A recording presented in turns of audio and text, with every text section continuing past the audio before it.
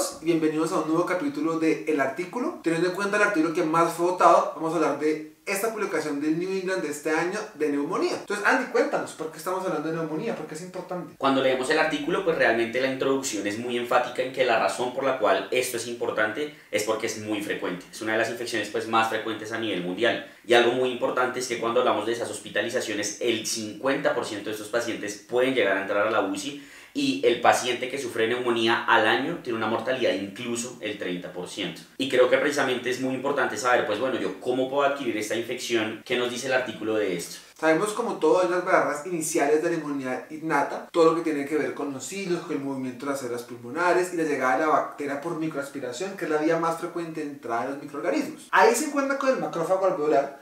Si la bacteria logra superar esa barrera, pues arranca la infección. Yo puedo hacer una respuesta controlada o la respuesta inmune se sale de control y es tan amplia que la respuesta llega a un componente más sistémico y por ende a una neumonía severa. Y ahí uno dice, bueno, ¿qué organismos yo puedo tener ahí en la neumonía? Bueno, pues es importante saber que en muchos escenarios no vamos a tener aislamiento y lastimosamente en este artículo nos muestran las etiologías pero no nos hablan de frecuencia.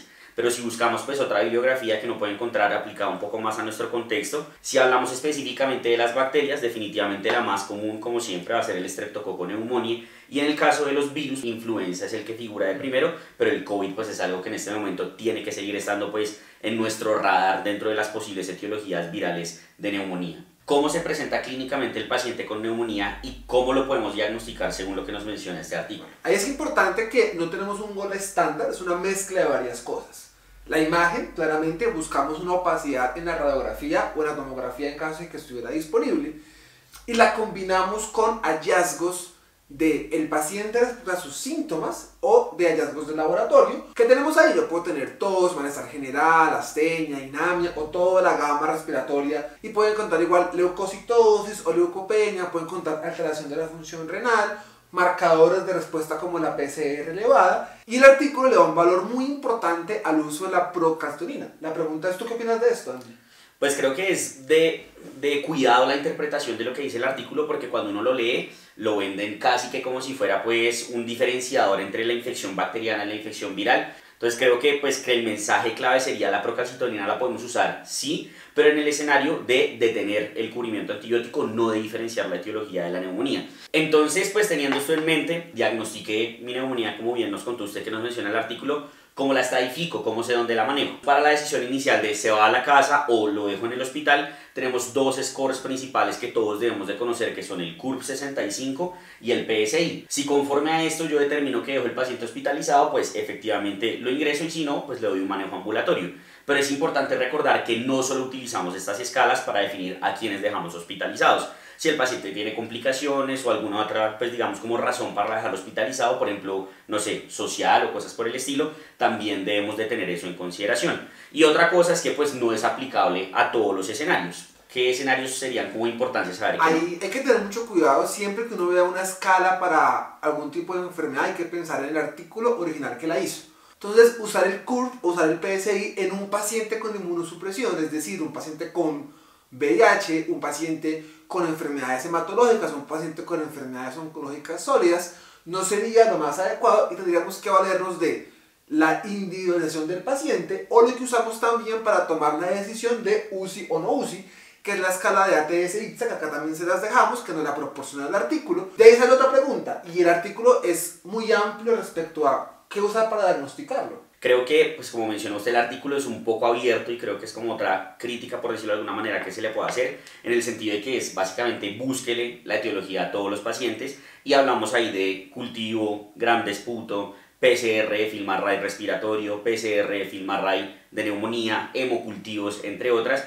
Y creo que el mensaje grande que tenemos que dejar es que esto hay que utilizarlo pues con cuidado. Hay que saber realmente en quiénes yo ahondo, por así decirlo, en la búsqueda etiológica de la neumonía y en quiénes no. Creo que el mensaje grande es pacientes que tengan factores de riesgo para infección por Pseudomonas, por Estafilococo aureus meticilino resistente, y para pacientes que tengan diagnóstico de neumonía grave y que por ende pues yo debo hacer esa búsqueda, digamos como exhaustiva de la posible etiología de la neumonía. Entonces listo, ya diagnosticamos la neumonía, pero ¿cómo la tratamos? ¿Qué nos dice el artículo? Entonces el artículo nos da algo importante, es obviamente debemos clasificar. Para eso definimos si el paciente se queda o no se queda en el hospital Y en el paciente ambulatorio debemos preguntar lo que siempre nos debemos preguntar frente al momento de elegir un antibiótico. ¿Tengo factores de riesgo para pensar en resistencias? Si no los tengo, nos dice use amoxicilina, un antibiótico perfecto para este tipo de escenarios. O nos dice, por ejemplo, usted puede usar doxiciclina. Nos da la opción de usar macrólidos y de usar quinolonas, pero ahí yo tengo unos peros. ¿Tú qué dirías, Andy, respecto a eso? Sí, creo que hay que aterrizarlo, pues digamos, como a nuestro escenario. Incluso el artículo lo menciona con el hecho del macrolio de la citromicina, donde nos dicen que pues esto solo es para poblaciones en las cuales se tenga documentado una tasa de resistencia menor al 20%, que Estados Unidos no es el caso y nuestro escenario pues tampoco lo es. Entonces macrolio como monoterapia para neumonía definitivamente no lo deberíamos utilizar.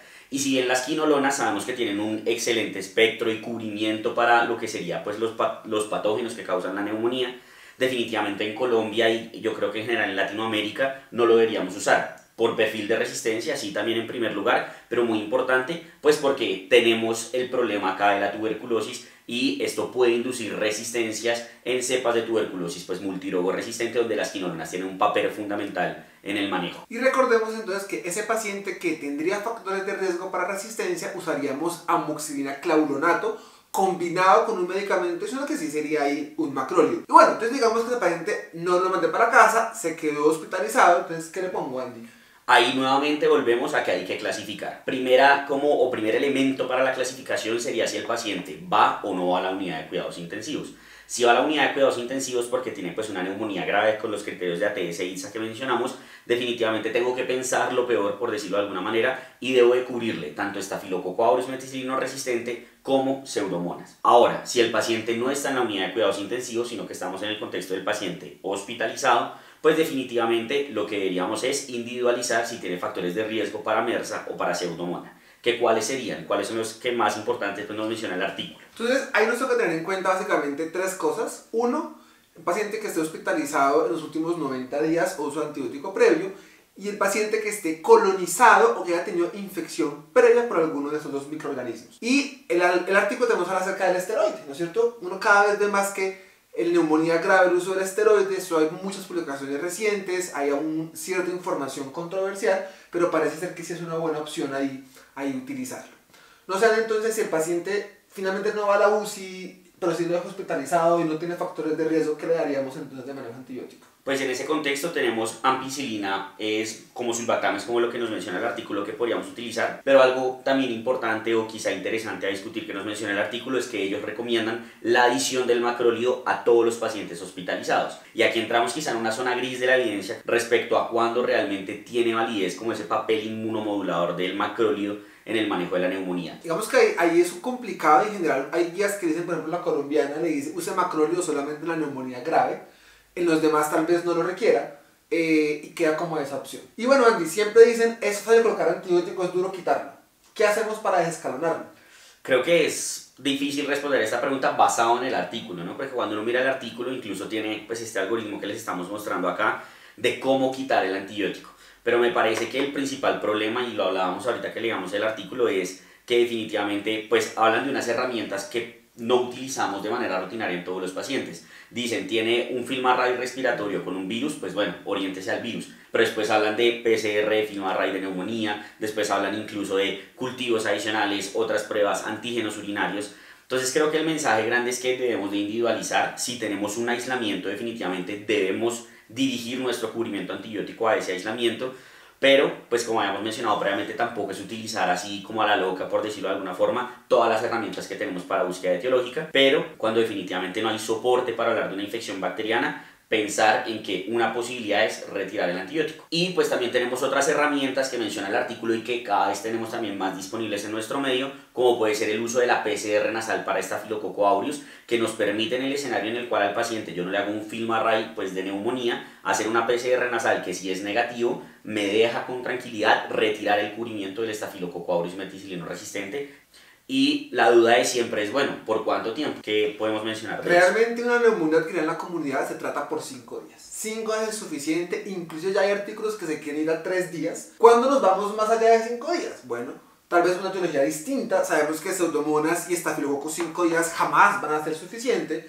Complicaciones como absceso pulmonar o como empiema, no lo van a diferenciar. Y así terminamos este capítulo del artículo. Esperamos les haya gustado. No olviden dejar sus preguntas y sugerencias en los comentarios. Y nuevamente, como hicimos la vez pasada, la idea es que sean ustedes quienes escojan cuál es el artículo que vamos a revisar dentro de 15 días. Tenemos este artículo que es acerca de lesión renal aguda en el paciente cirrótico y este otro artículo que es relacionado con el uso de la anticoagulación y la antiagregación en el perioperatorio.